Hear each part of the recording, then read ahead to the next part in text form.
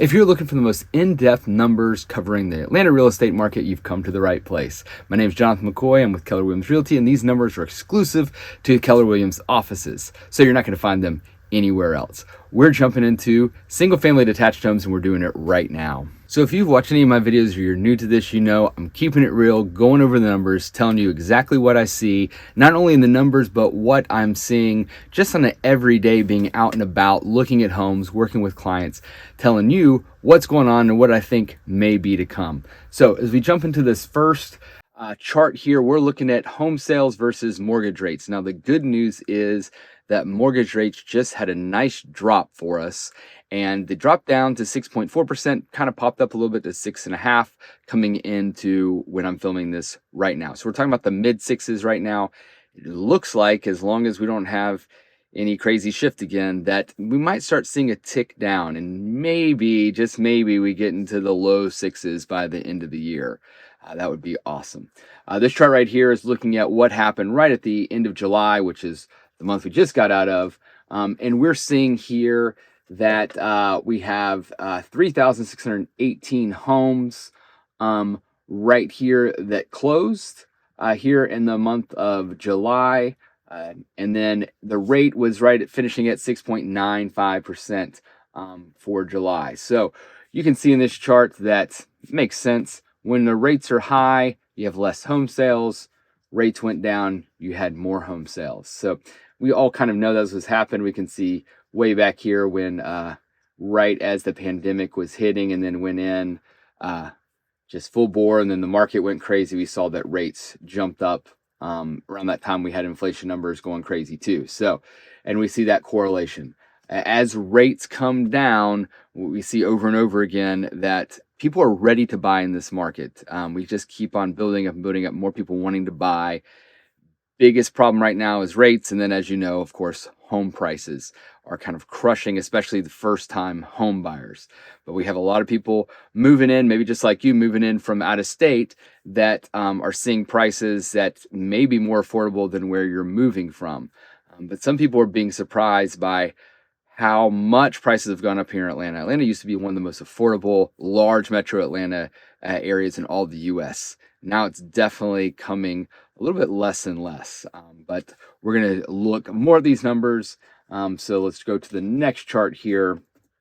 What are we talking about here? All right. Don't get overwhelmed by this chart.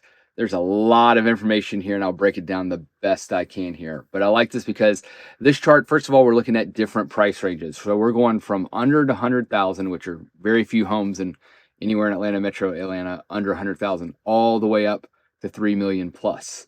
With all this said, we are looking at single family detached homes only in this video. Got another video coming that's going to look at condos and townhomes, and then a third video that's coming that's going to break down county by county in different areas you might want to look in. So if those are of interest to you, be on the lookout for those videos dropping soon. So as we look here, we're seeing number of actives. We got 10,273 active homes here in metro Atlanta, with the bulk majority of them being in this $350 all the way up to $600,000 price range. This is where you see the highest number of homes for sale, which makes sense because that's around that median sales price we're looking at. With all that said, we're seeing lots of price reductions right now. Look at this. We're at 54.9% of homes on the market right now are going through a price reduction. So we're trying to adjust to the slowdown in the market that seems to be happening. What typically can happen in a real estate market is stuff starts to change slowly, and then all of a sudden accelerates. That could be what's happening here. It seems more like a train slowdown that's slowing down. I don't know if we're going to hit a big acceleration anytime soon, just because of inventory, but we're definitely seeing this slowing down of the market. We'll see if it accelerates all of a sudden and becomes a buyer's market. I don't think that's happening anytime soon, but as I've said in plenty of other videos, days on market, we're seeing 56 days on market. So no problem there. And then we got pending. We see all the different pendings and the different price ranges. You can look at that. And then pending days on market, you can see that. All right, with sold. So This is active. So when I went to the days on market, these are for the active homes right now. They're sitting at 56 days. When homes are selling, which we had 3,618 single family detached homes sell in the month of July, we're seeing those homes rolling in the market for 22 days. So we're seeing a big difference. If you're seeing a home that's on the market, 14, 16, 20 days, and they're still sitting at the same price, you're probably going to expect that price to drop some because these homes that are staying on the market are not selling or staying longer and longer and having to have a price reduction. We're seeing that for pending homes, they're 31 days. And again, for sold homes, we're at 21 days. When you don't have a price reduction, then you're looking at only 11 days on market. So we're talking about only 11 days for homes that are selling right at their sales price or higher. When you see a price reduction, you're looking at homes selling 65 days, average days on market. So if you're watching this video and looking to maybe put your home on the market, one thing to consider is how long do you want your home to sit in the market if you're trying to kind of push that price. If you're seeing homes sell around you for, let's say, 500,000 and you're now trying to sell for like 525, that might be a little too high, so you might be sitting for a while, okay? Or do you want that home to sell quicker? Everybody's situation's a little different to see how quickly they need to sell a home versus trying to kind of push the market to see what they could get for their home. But just giving a heads up on this, that you can see here, big difference between homes that sell and are listed at the right price, that 11 days on market versus 65 days for homes that have to be reduced. A lot of numbers here. You can pause this video, take a look at them, break them down in more detail if you want. I'm moving on to the next slide. And we got one of my favorites, year over year trend. One of the reasons why I like the year over year trend is because real estate is seasonal. We see a lot of seasonality to it. And so it's good. It's good to look month over month to see what happens, but we're always going to see more actives, more sold, higher sales prices in the summertime, lower in the winter time and around the holiday season. And I've given reasons for that. I won't go into details about that. But we like to compare year over year. So we're looking back at July 2023 versus July 2024. We see there's a lot more homes active on the market. We're up 58.1%. That's great. Pending's down some, right? Pending ratio is only at 30.2%. Number of solds slightly up. I like that. So it's up 3.1%, which is good. And then distressed homes. These are homes that are that could be trying to sell as a short sell or have been foreclosed on. So only 0.7%. That's still really low percentage. Failed number of listings, though, interesting to look at, 35.7%. That means that 35.7% of the homes that came on the market did not sell and came off a market. What reason they came off a market is different, varying on different situations. A lot of times what happens is when you put a listing on the market, you have it for sale for a certain amount of time, just say 90 days. A lot of these are after 90 days, it didn't sell, comes off market. Sometimes you have a situation where you're trying to sell and the homeowner just take it off the market for different reasons. But we see 35.7% are failing. 2.8 months of inventory. So we're up 0.9 months, which is good to see more inventory coming up. For those not familiar, below 6 months, we're looking at a seller's market. Above 6 months, some people say 6 to 7 months is an even market, but above 6 months, basically, so you start to get into a buyer's market. So we're still fully entrenched into a seller's market. We have been for quite a while here in Metro Atlanta, a long time. So we're still sitting there. Median list price is $495. This is how much people are putting properties up for, median wise. But the median sales price, we're looking at $475,000. So that is up 4.9%. We always want to look at and kind of factor in inflation here. We know, I don't know where the exact number of inflation is sitting right now. I know it's been going down towards trying to be 2, but I think it's around 3. So we can see here that, even if you take out inflation, if it was 3%, we're still at 1.9% rise in home values. So we still want to factor in inflation, but we can still see that home values here in Metro Atlanta continue to go up more than what inflation is going up. Median sales price ratio is 9.8%. So unlike last year where the median sales to list price ratio is 100%, so at the median, at the mid range, people were still getting what they were asking or what they were listing their home for. Now we're seeing a little bit of negotiation coming through, a little bit of pushing down of the prices. And sometimes this is when the sellers are still trying to, push the market. If the home next door just sold for, 480,000, they want to list theirs at 495,000, even if it's, almost the exact same home or sometimes even lesser. So you still have that going on some. It's always slow to react, both agents and sellers, to what's going on in the market. But again, we're seeing this slow down. And days on market, 22 days. We were at 15.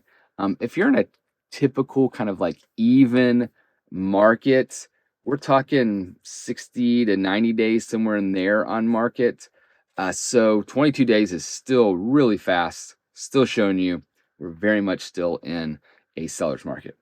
Speaking of a seller's market, if you're watching this video and you're looking to list your home and you kind of want to know what the maybe value is of your home, I put a link down below. Click on it, you fill in your information, and you'll get an instant value for your home. Of course, if you put your information in, yes, I'm a real estate agent, I will contact you. Some of you out there may just be looking to just put it in there just to get an idea. You're not looking to sell right now, and that's perfectly fine. You want to kick the tires a little bit, awesome. If you are looking to sell within the next year or so or less, when I contact you, I'd love to talk with you more, get over to your home, take a look at it, give you a more accurate idea of what your home could sell for. But that is below. Again, not going to bug you, but I will contact you if you do put your information in below. Like I said, keeping it real here. So again, that link's below. Let's continue on. All right, what we're looking at here is the 6-month trend from February all the way to July. And again, we can see actives go up as normal, pendings go up, but it's interesting. We saw kind of a peak in May a little bit. We saw a little dip down in June and more of a dip down in July for pending homes under contract. And then we saw a dip in June and a little, goes up a little bit in July for sold homes. But just, these interesting numbers where when April, and May exceed June and July. That's not typical. We usually see a spring, boost, but typically when you hit June and July, the summer months, you see more homes selling there. But a little bit unusual, but not too crazy off. Still in seasonality. We see, right here, the faileds from February to now. The number of failed homes have gone up. Months of inventory sitting at 2.6 back in February. Now we're at 2.8. And this is typical. Make sure you understand when it comes to supply and inventory, or the months of inventory, we are looking at how long it would take to sell all the homes that are currently on the market versus the rate at which they're selling. So when you see these numbers, for instance, if no homes came on the market and we kept selling at the rate we are, then in 2.8 months, all the homes would be sold. So that's basically what inventory is. It's not just how many homes are on the market, but also deals with the rate at which they are being sold. Once again, we see that 475,000 is the median sales price. We hit that peak, it looks like, here in June, July going down. Predicting out for August, typically in August, September, what we're going to see is it start to go down a little bit. Sometimes you'll see a little dip and then it'll go back up kind of October to November-ish. Reason why is Metro Atlanta schools start back end of July, beginning of August.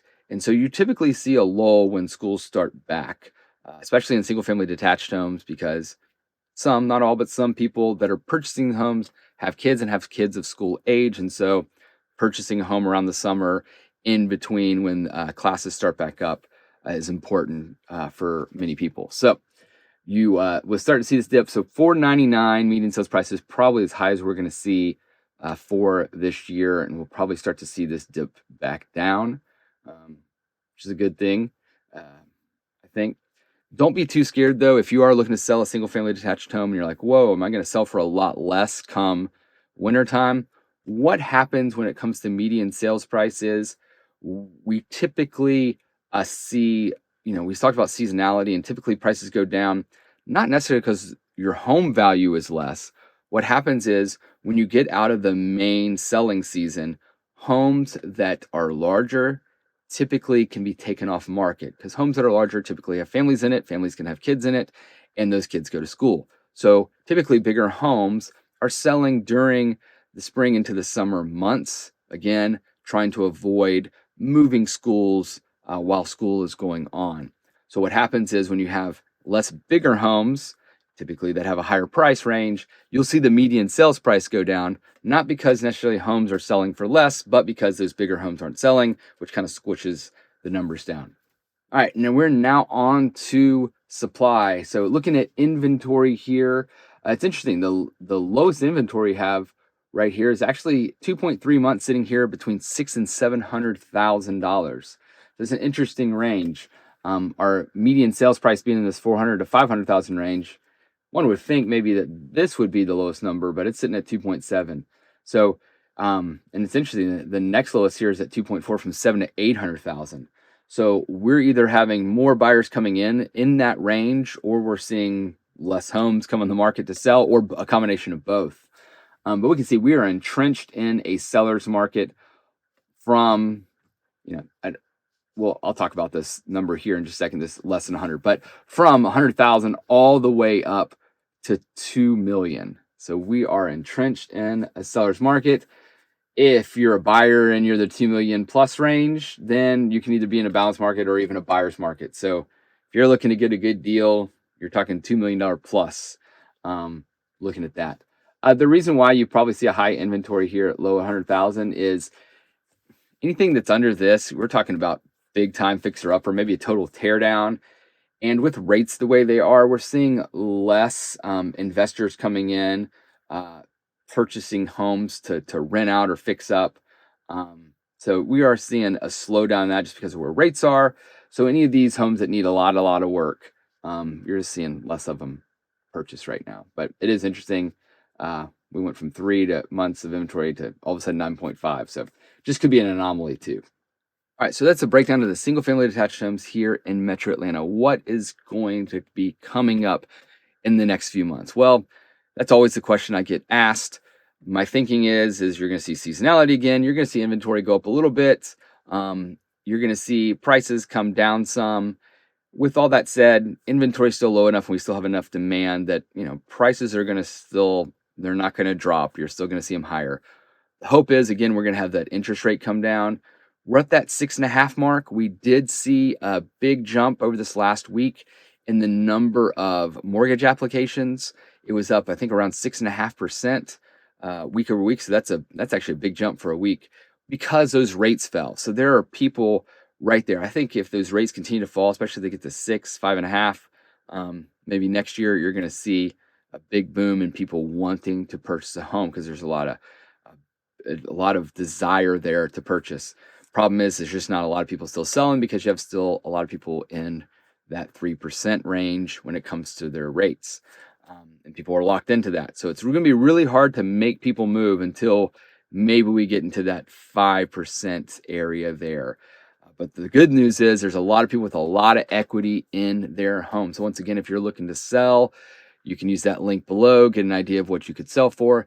If you are looking to move here to Atlanta, the Metro Atlanta area, from either inside the Georgia or maybe outside, these numbers should be helpful to give you an idea. Again, be on the lookout if you're looking for a condo or townhome for videos dropping soon. And also a county by county breakdown will be coming as well. So again, my name is Jonathan McCoy. If you're looking to purchase a home or sell a home here in Atlanta, give me a call, shoot me a text, send me an email. Love to talk with you more about making that home purchase.